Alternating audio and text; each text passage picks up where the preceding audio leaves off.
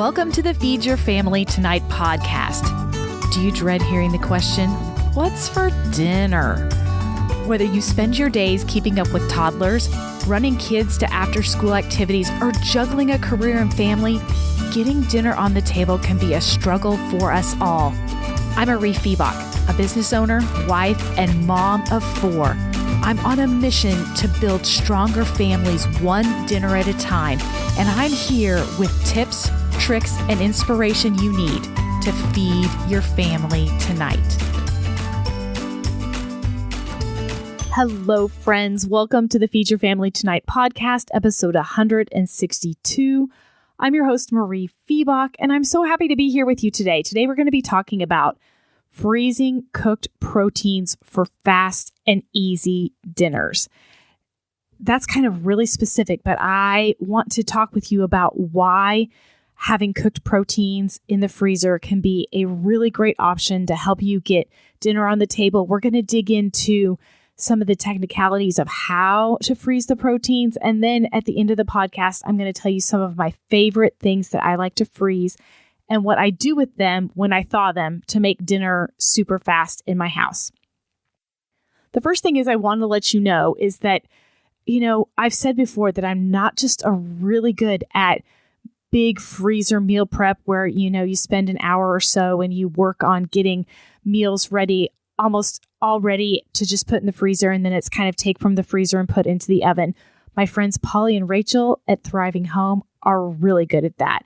If you are interested in doing complete meals and having those ready, they have these 1-hour freezer prep sessions where you make 6 meals in 1 hour, and they have all sorts of different meals that some of them are gluten-free, some of them are dairy-free. They're really good at that. If you're interested in that, I'll link in the show notes. You can go visit Polly and Rachel at Thriving Home. And if you ever want their freezer meal sessions or really anything on their site, you can use my code Marie20 and they give you 20% discount.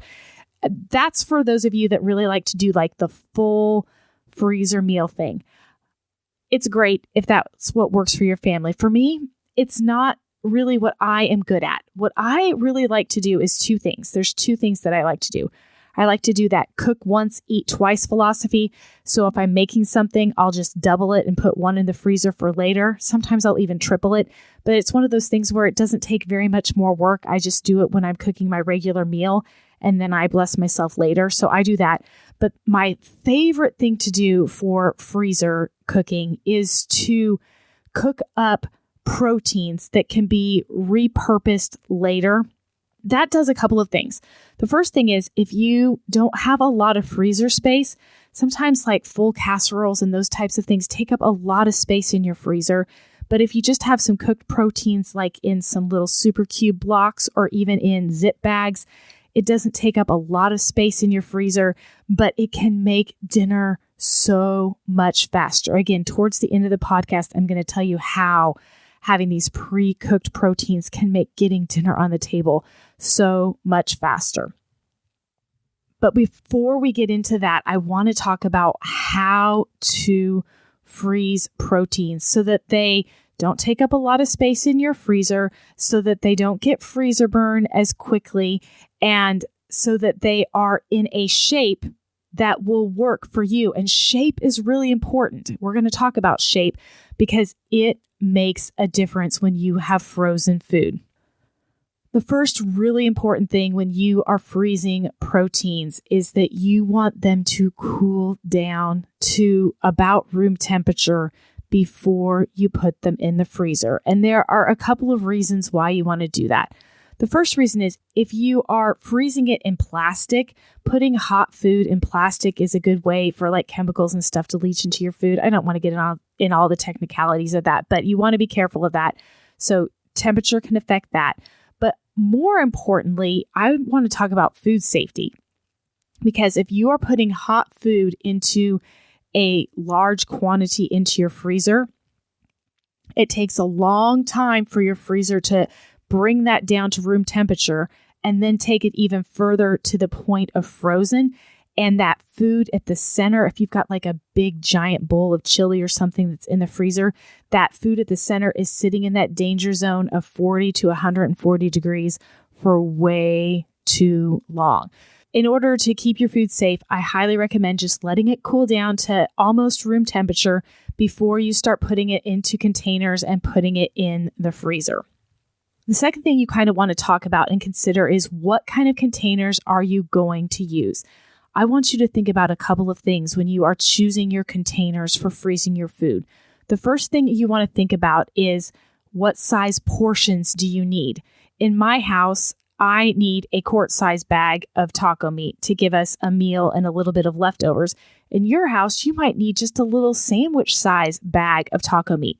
Do you even want to use zip bags? Do you use regular zip bags? Do you use those reusable silicone like stasher bags?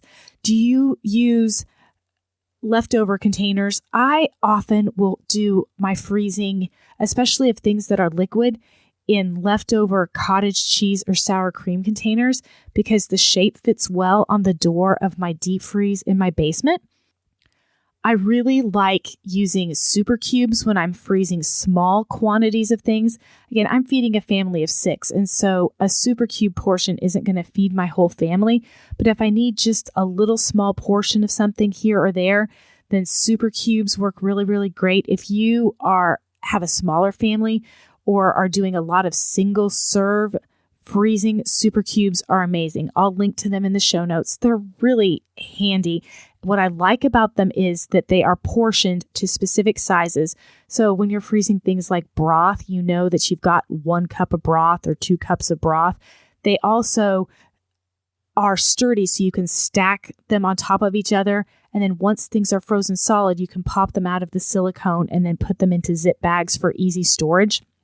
So if you're doing smaller quantities of things, super cubes work really great. But honestly, I do a lot of freezing in zip bags.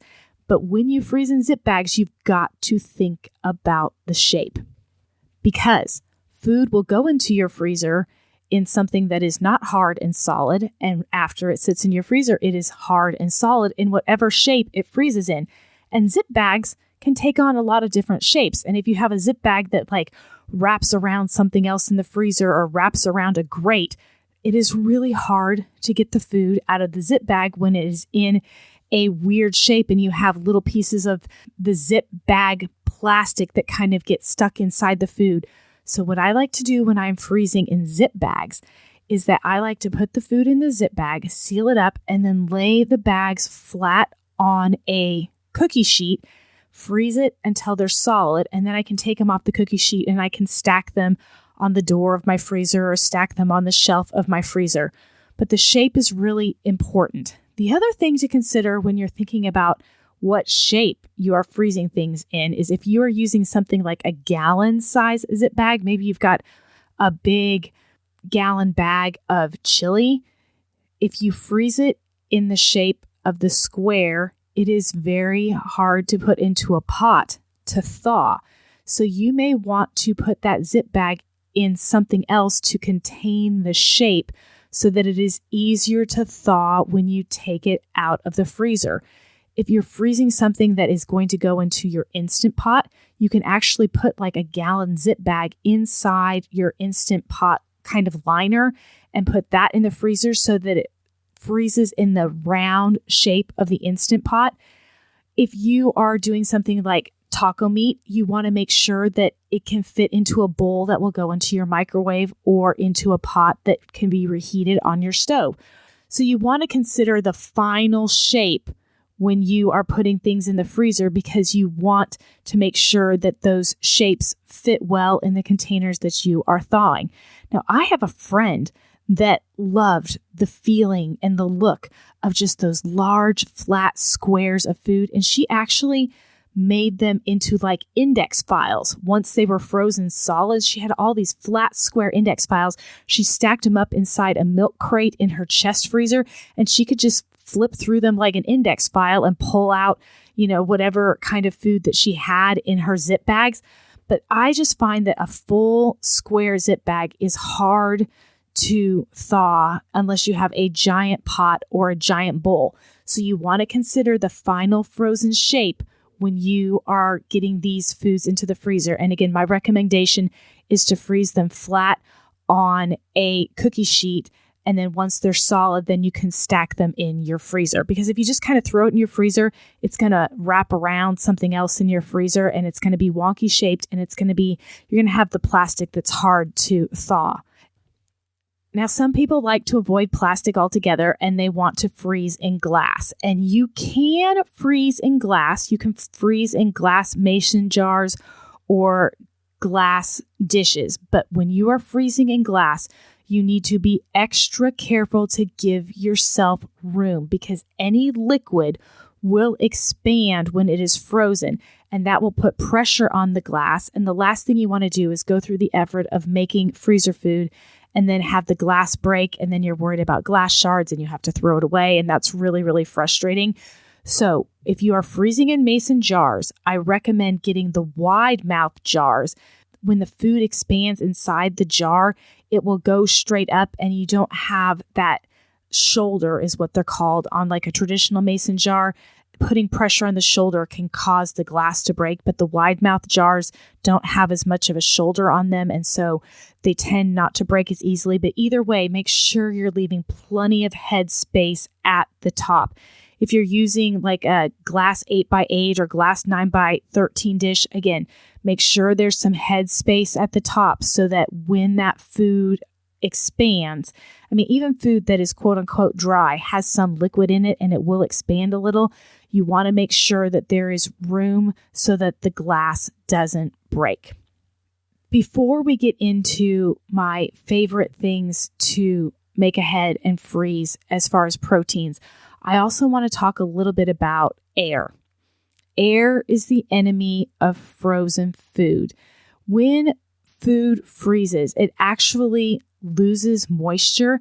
And when that moisture hits airspace around it, it creates ice crystals. And the ice crystals are kind of the beginning of freezer burn. And nobody wants to have food that they have worked hard to have and serve their family later get ruined by freezer burn. Anything that you can do to get as much air out as possible can really, really help the amount of time that the food will last in the freezer and the quality of the food coming out of the freezer after it has been frozen. A couple of things that you can do to eliminate the air. If you are putting it in some type of zip bag, you can squeeze the zip bag until it's almost completely shut and then squeeze out as much air as possible. Some people will even put like a straw in there and like suck out the last little bit of air and then quickly pull the straw out and squeeze it, almost kind of like a DIY vacuum sealer. If you happen to have an actual vacuum sealer, use it. It will make your freezer cooking last so much longer in the freezer and will keep the quality of your food so much higher. I don't have one, but if you have one, you might as well use it. And it definitely helps keep the air out of the food.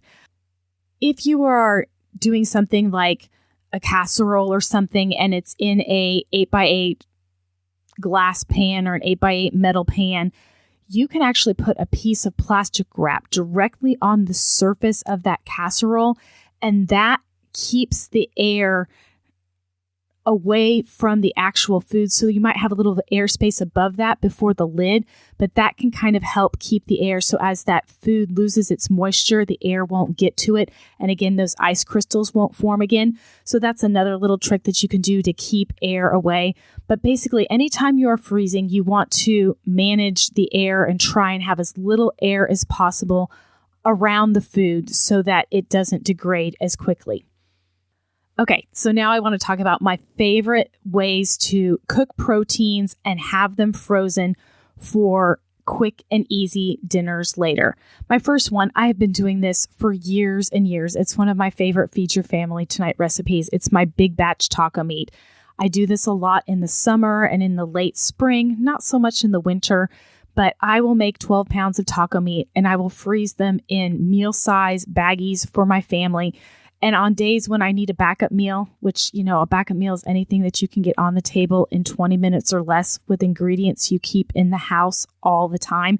If I need a backup meal, or if I know I've got a busy day or a day where I'm just not going to feel like cooking, I will put tacos on the menu and I will just pull my pre-made taco meat out of the freezer. I'll cut up some lettuce and some veggies. If I get real ambitious, I'll make some guacamole and dinner gets on the table really, really fast. Taco meat is definitely one of my favorites. Another favorite, and this is really versatile, is my meat mixture for cheeseburger baked potatoes. I'll link to it in the show notes. It is basically salt and pepper and onions and ground beef, and that is what I put on top of cheeseburger baked potatoes. But it's just salt, pepper, onions, and ground beef. And guess what you can do with that? You can add it to a jar of pre-made spaghetti sauce. You can mix it into sloppy joes. You can turn it into chili. Anything that has cooked browned hamburger, you have it already cooked and frozen in a meal-sized portion for your family, which means that all you have to do is quickly thaw it, add the other ingredients, and dinner gets on the table way faster. So those two things I will often make in bulk and just have in my freezer ready to go. The second one is much more adaptable. I also really love having cooked chicken meat in my freezer. Sometimes I'm roasting whole chickens. I have a whole podcast on roasting chickens. I'll link to it. But basically, when I roast a chicken, if I'm going to go through the effort of roasting a chicken, I'm going to roast at least 2 and sometimes 3 chickens so that I can have that leftover chicken meat. And then I turn the bones into bone broth, and the meat and the broth go into the freezer, and I use them for lots of different things. But lately, I've really gotten into poached chicken breasts, and you can poach chicken breasts on your stove, or I honestly have been doing it in my Instant Pot lately, and it has been so fast and so easy. I will cook up several pounds of chicken breast with nothing but salt and a little bit of water, and then this really neutral flavored chicken I will put into chicken fried rice. I will put it into chicken pot pie. I will put it into chicken noodle soup. I will turn it into chicken salad. Anything that you would use a cooked chicken breast for, any kind of casserole or any kind of food, if the chicken's already cooked, it only takes minutes. I've even done it with my lemon ramen chicken stir fry. Rather than taking the time to cook chicken from raw, I'll just pull a bag of pre-cooked chicken out of my freezer, and that makes even that fast and easy dinner faster and easier.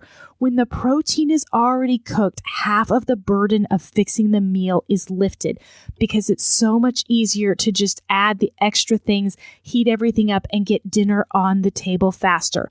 My lemony chicken thighs are on my website, and that recipe is so great. It has a little bit of flavor from that lemon, but that lemon flavor goes with just about anything that you're cooking chicken with. And it's so nice to just have baggies of cooked chicken in my freezer to throw into all sorts of different kinds of recipes on busy nights. We are in December. It is a busy season. And I am telling you, when I look at my calendar, I kind of get a little bit of almost a panic attack because there is so much going on in my household these next few weeks. Having a few proteins cooked in the freezer, ready to pull out for quick and easy meals, makes it so much better. It's not a complete freezer meal, but just having the protein, and it doesn't even have to be an animal protein. I have done this with beans as well. The thing about beans is it's almost just as easy to open up a can too. The dried beans are usually less expensive and you can flavor them a little bit better. But if you're eating a lot of beans, make those up and have them in the freezer ready to go. But having your main base, your main protein cooked, ready to go will help you get dinner on the table so much faster. So I can't wait to meet you in the Feed Your Family Tonight Facebook group, hear about what kinds of proteins you freeze and how you repurpose them to make quick and easy dinners. Meet me over there. We'll talk about that in the Facebook group. And for now, friends, I hope you are doing well. Take care.